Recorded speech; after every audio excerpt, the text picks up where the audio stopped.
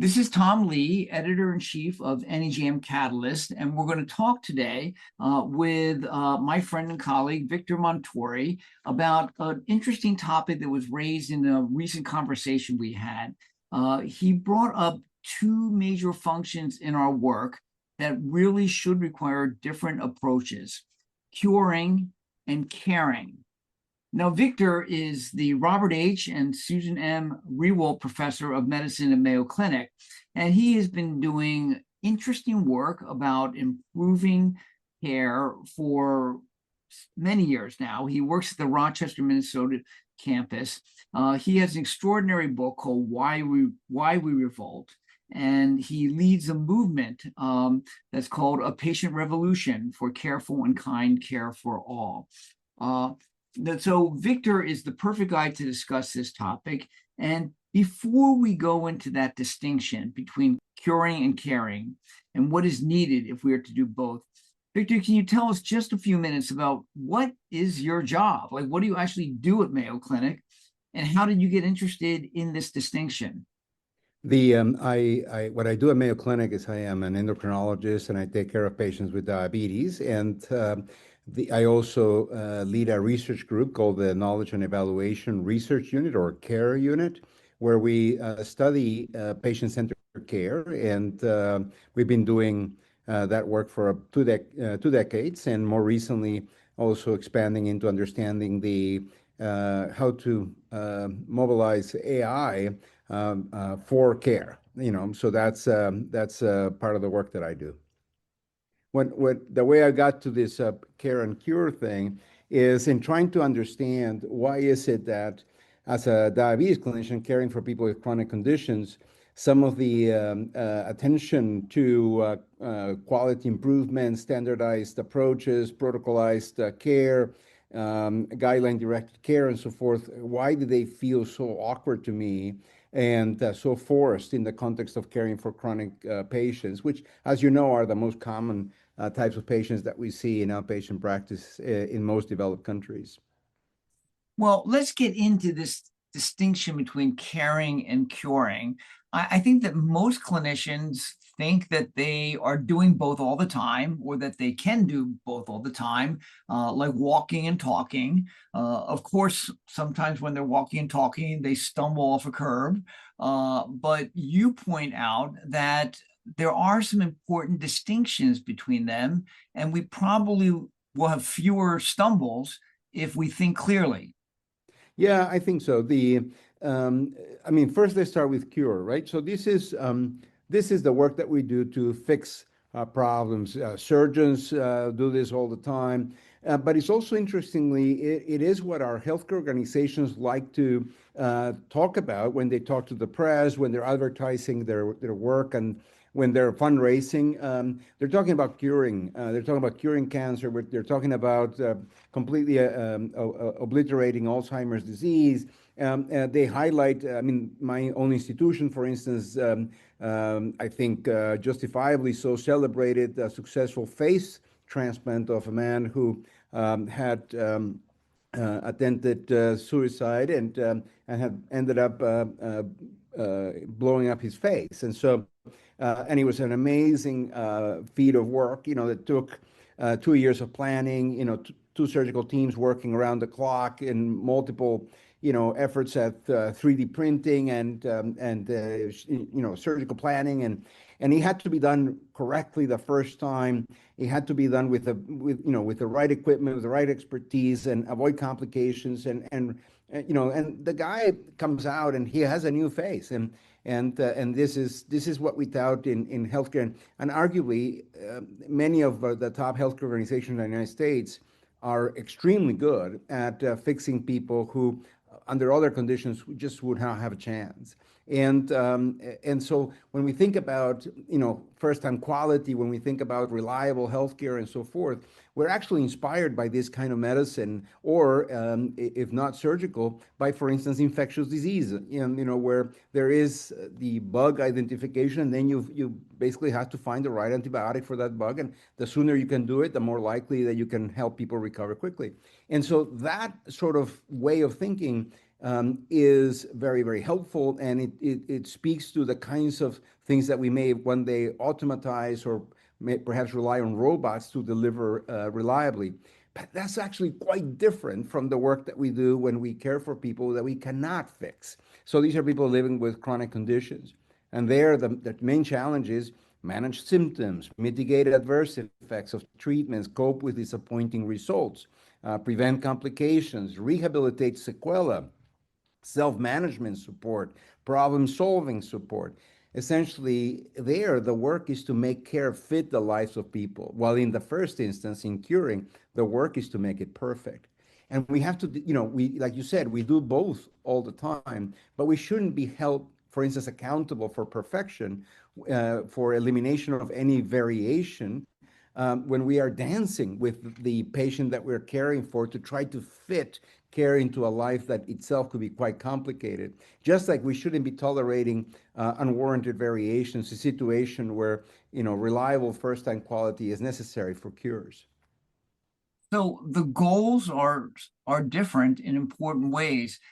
How do our approaches to the work of caring differ from our approaches to the work of curing? Probably the best way to describe that would be, I had cataract surgery in one of my eyes. After 40 years of trauma to that particular eye, I developed a cataract. And I showed up, very soon I was in what seemed like a Disney ride or a conveyor belt. As I was going through it, IV was put in, a chair fell back. I had the ophthalmologist working on my eye in what appeared to be in almost no time. Then it was over. The chair propped back up. Ivy came out, and went out walking the other end. And end to end, it was a 30-minute affair. The operation itself probably under 15 minutes, and it was done perfectly fine. Arguably, I didn't have to have a relationship with the ophthalmologist. The ophthalmologist did not need to know who I was, or even frankly have a relationship with my eyeball. In the other instance, in the instance of care, longitudinality, the notion of having a relationship, for instance, where to which we can fall back in the context of disappointing results, which maybe it's just in my practice, but most patients with chronic conditions, you very rarely win. I joke that I never get Christmas cards because next year you also have diabetes, right? We don't cure anything, and so we basically when we have disappointment, we want the patient to feel that they can come back into a relationship that feels safe, where we can recover and we can try again.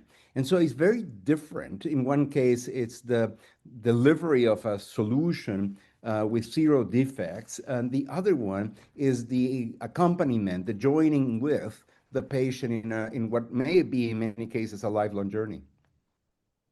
So what can organizations do, or what should they do to better support the work of caring? Yeah, I think first of all, it would be important to distinguish the two functions so that we don't to make the mistake of, for instance, holding people who are trying to make care fit, in the case of caring, to standards of care that actually prevent them from having that flexibility. And many of our quality improvement efforts and our pay for performance schemes miss that point, miscategorize the activities that are going on. In the case of care, it is very important for organizations to create the conditions that are favorable to care. This includes making sure that clinicians show up with appropriate competence, but also with compassion. So clinicians have to be well trained, but also well. And so efforts that are going on in many healthcare organizations to improve the well-being of the workforce become essential. We need to have spaces of interaction, both virtual and in person, that favor uninterrupted and unhurried conversations, in which we can appreciate in high definition both the biology and the biography of the patient as they're playing out, and work with those patients using shared decision making to form plans of care that makes intellectual, emotional, and practical sense for them. And so that, I think, is quite different, that work of creating the conditions. I usually use the analogy of Rodin's work with a sculpture called the Cathedral, where two hands come together and form the palms form the walls of the cathedral, and the fingers pointing upwards like the spires of the cathedral. And what Rodin had to do to form the cathedral is to remove everything, all that marble between those two hands to create that space for the cathedral. And I think organizations have a similar task. They have to make sure that nothing gets in the way of the collaboration and relationship building that patient and clinician form in caring. So give me an example of what it looks like when we forget about caring and just focus on curing. Yeah, I think it takes several manifestations. Maybe the patient that opens up to a clinician, the patient with multiple chronic conditions that opens up to a clinician, reveals information about maybe early childhood trauma. That, of course, explains the accrual of chronic conditions in adult life. And the clinician makes a promise of offering trauma-informed care. And but the next time the patient comes in, the system allocates the patient to a different clinician in the same team, but who now the patient must once again disclose traumatic information if he or she were to want that care to be informed by that trauma, which is re-traumatizing and hurtful, simply because the system did not value the importance of continuity of care, not with a member of the team, but with the actual individual person with whom the patient open up and establish a relationship. Another example might be where the encounter, instead of being shaped around the agenda of the patient and the struggles that this patient is having in making care fit into their lives, is actually driven by a number of check boxes that we have to accomplish in order to satisfy the accountability challenges that are important in healthcare today, and which drive the clinician's attention to the medical record for documentation instead of to the patient's gaze. Those would be a couple of very common examples, which, by the way, end up driving part of these moral injury that in some clinicians leads to burnout. And what might it look like if we were to be successful and do both at the same time? Well, I think that, well, if we were to do both at the same time, I think when a patient with multiple chronic conditions develops an appendicitis or gout or or cataracts, like in my case, that they will be the response will be perfect the first time. But for the other conditions, that there will be the opportunity for unhurried conversations, which might occur at one point or over time, where we would be engaging in a collaborative process, a deliberative process of continuously forming plans of care that make sense. And that means revising prescription plans, ensuring that the effects are the ones that are desirable, and that the burden of treatment, that the footprint of healthcare in people's lives is kept to the minimum, so that our work is not only highly responsive to the patient's situation as it evolves, it is not only highly reflective of the patient's goals and priorities for health and life, but is also minimally disruptive of the patient's life and of the lives and of their loved ones who are part of their caregiving team. And I think when we achieve that, when we achieve care that fits, and we should celebrate those instances just as often as we celebrate the perfect care that we get to deliver to patients requiring cures. Well, Victor, I want to thank you so much for these comments. You're making a very important distinction, and I think in medicine we actually are pretty good at being able to hold more than one idea in our head at a time. For example, we can think about the short-term risk of doing an operation versus the potential long-term benefits, and the reminder that it's important that we try to cure, but it's also important that we care. This will be something that I know will feel familiar to all of our clinicians, but your comments are going to help them organize in order to make sure we're reliable about doing both. So thank you again. I know there's a wealth of insights that you have for our audience, and I expect that NEJM Catalyst will be going back to the well with you again sometime soon.